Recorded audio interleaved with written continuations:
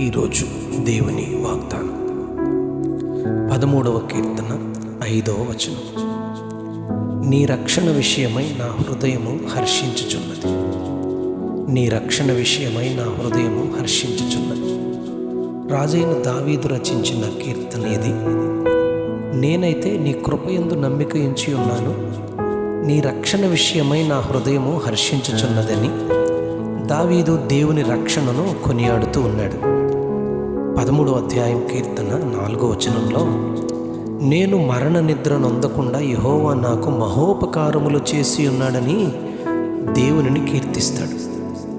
9వ కీర్తన 13-14 వచనాల్లో, మరణ ద్వారమున ప్రవేశించకుండా నన్ను ఉద్ధరించువాడని ఆయన రక్షణను బట్టి హర్షించుచున్నానని తెలియచేస్తాడు.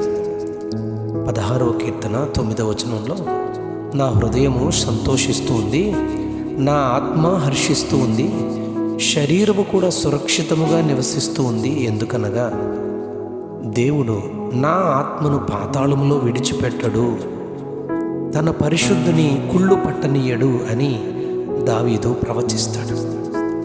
21వ కీర్తన 1వ వచనంలో, నీ రక్షణను బట్టి అతడు ఎంతో హర్షించుచున్నాడని దావీదు తనను గూర్చి దేవుని స్తుతిస్తాడు.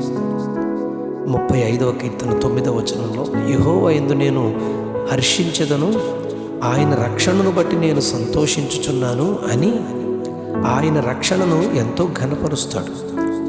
14వ అధ్యాయం అలాగే 53వ అధ్యాయంలో ఒకే మాట, ఈ కీర్తనలు రెండింటిలో ఒకే మాట దావీదు మాట్లాడతాడు.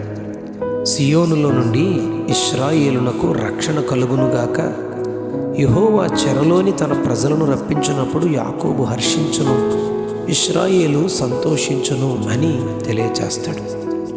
యెషయా గ్రంథం 61వ అధ్యాయం 1వ వచనం ప్రకారం, చెరలో ఉన్న వారికి విడుదలను, బంధింపబడిన వారికి విముక్తిని దేవుడు ప్రకటించాడని తెలియచేస్తూ ఆ నెరవేర్పు లూకా రాసిన సువార్త 4వ అధ్యాయం 18వ వచనంలో యేసయ్య పరిచర్యలో నెరవేరినట్లుగా తెలియచేస్తాడు.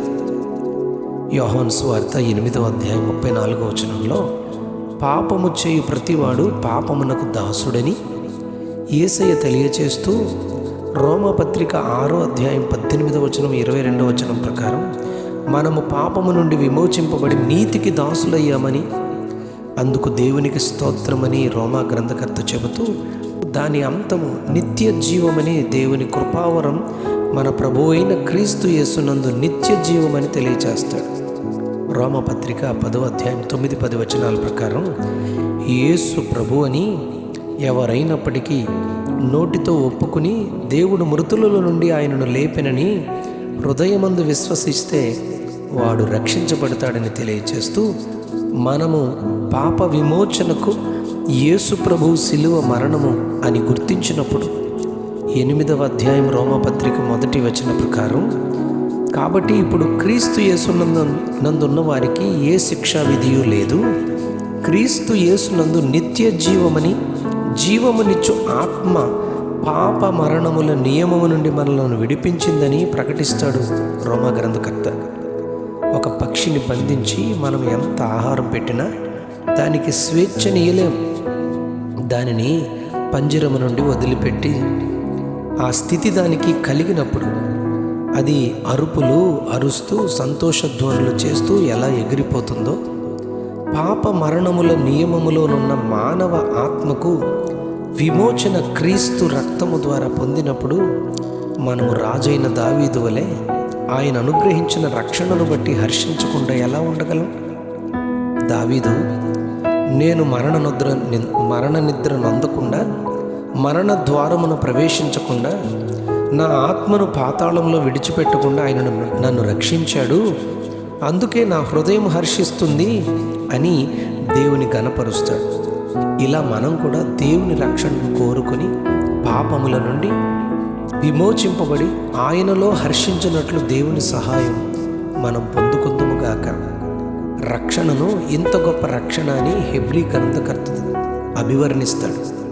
ఈ రక్షణను పొందుకున్న వారముగా, ఆయనలో హర్షించు వారముగా మనము ఉండాలని కోరుకుంటూ ఆ కృప కొరకు మనం దేవుని వేడుకుందాం. అట్టి కృప ప్రభు మనకు సమృద్ధిగా దయచేయును గాక. Amen, amen, amen.